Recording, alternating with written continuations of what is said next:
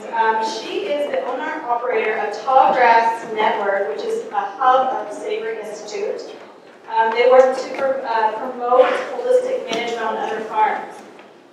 Julie operates her farm on the farm that she grew up on, actually, and they sell their products to Kansas or to this area and also to St. Louis. And she is here to seek funding for a pasture poultry project, which is really hard to say. Here she is.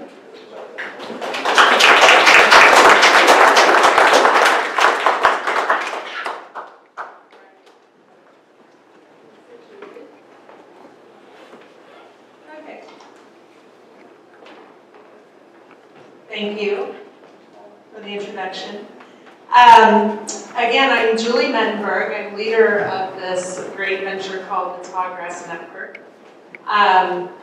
We are a hub site in a global savory network whose mission is to engage local entrepreneurial leaders in restoring the world's grasslands at a scale that we hope might have an effect on mitigating climate change. This is our current network.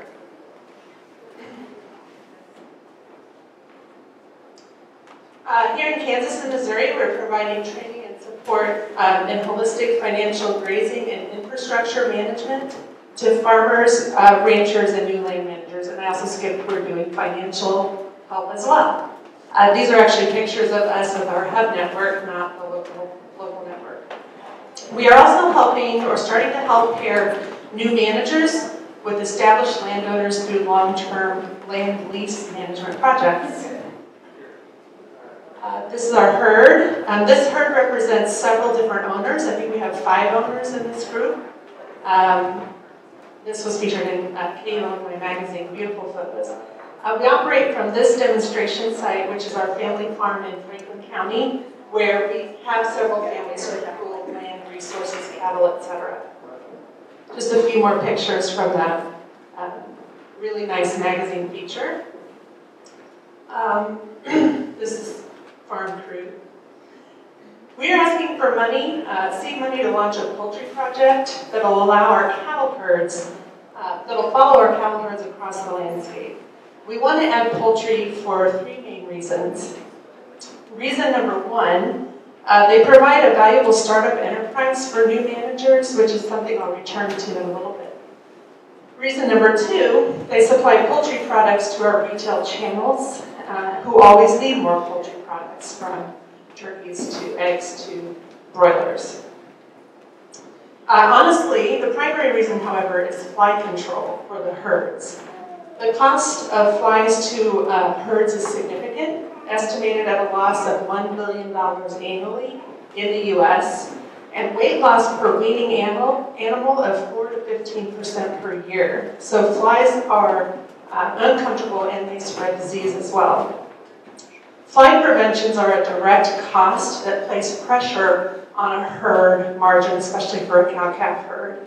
These dollars go into short-term Band-Aid fixes, like chemical treatments, which also incur significant labor and facilities costs just to put them on, while also killing the beneficial insects like dung beetles that could help control those flies naturally.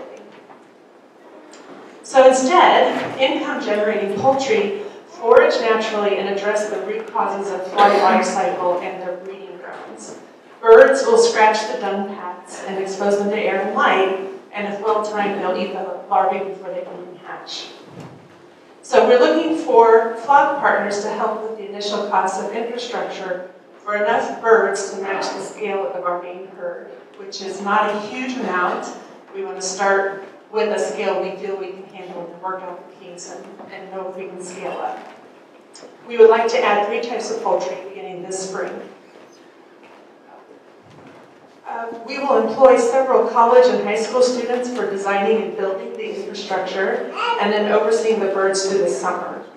To design and build the infrastructure, we'll hire some young entrepreneurs, over here. They operate a welding business they started called Clear Cut Fabrication, which grew out of her internship on the Savory Network Hub in Northern California last summer, where she learned how to weld and really fell in love with it, so she's been here welding up the storm. So also in this way, this project is helping us cultivate our young entrepreneurs, which is a part of the goal of our project. They will be repurposing old unused equipment that we already have, and we'll phase the flocks in this order, I hope. Laying hens. This is a layer trailer that I found online. People are outfitting old stock trailers. This is the one we had. It's a beauty. I picked up for $1 from my uncle, who's part of our herd. This is an example of a turkey wagon with a turkey roost. Again, with our protein, we're going to turn this whole wagon hopefully into a turkey roost. And then we're hoping their design skills will make it work, and I'm sure it will. Number 3, broilers. This is a prototype broiler cage, and they've actually already built one of those, and we'll just be adding a few more to the group. So we'll start with this test case of a few hundred birds, and then hopefully be able to prove principles so we can then scale up.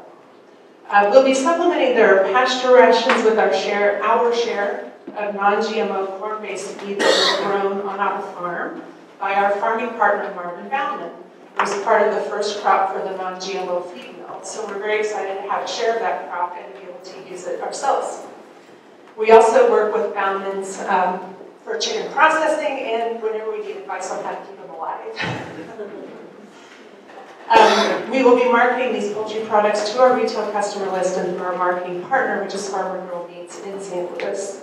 The students who help care for the flocks will share in the profits and have the opportunity to continue their enterprise next year or train new students. This brings us back to the most important reason to do the project in my mind, which is to empower our new managers to grow their own poultry enterprises and holistic herd systems. That's a group from a class last summer. You might recognize some of those folks.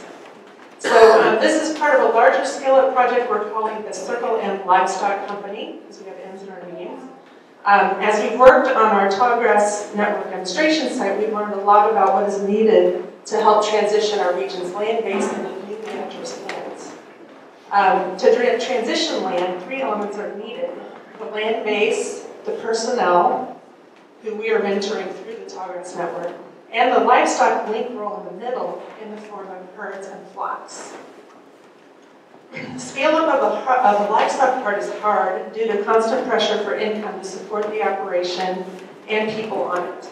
It is hard for a lone operator, and especially new members, to divert money into livestock purchases year after year. So Circle M's mission is to partner with owners and investors to deploy livestock at a landscape scale needed to rapidly increase our region's food, farm, and fertility base. We provide 3 engagement options for livestock owners, very quickly: contract grazing, being a part of the herd ownership, or bringing in your own herd and working with us, which is what our current partners are doing. So in summary, there we go. This is a new manager here on the right that came and worked with us from Texas. In summary, poultry represents not just a needed retail product, but also a natural fly and parasite control, and most important, a livestock enterprise that allows our new managers to get started and have viable, profitable income on the land as they learn the ropes of managing larger livestock and herds. And that's my proposal. Thank you.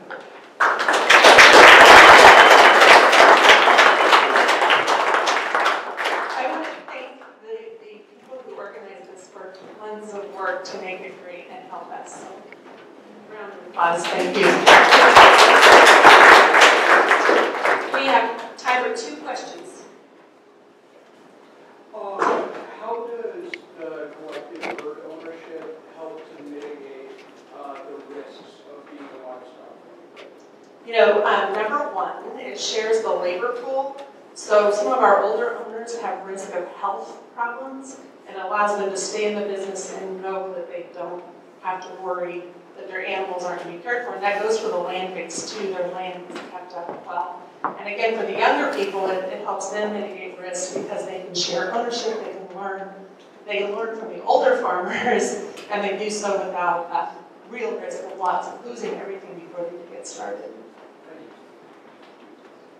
What kind of provisions do you have for predators, wild, predators attacking happen to birds? For poultry? Yeah. You know, we already have some guardian dogs for the birds we have. My kooky idea is to bring geese in. I've been studying that. I'd love advice for anybody. Maybe to go with the laying hens. And then we also have some donkeys that we might try. But bottom line, we also put some budget in there to obtain some kooky form. Thank you so much, Judy. And she will be around after the presentation for you guys to ask any questions that you have on our project.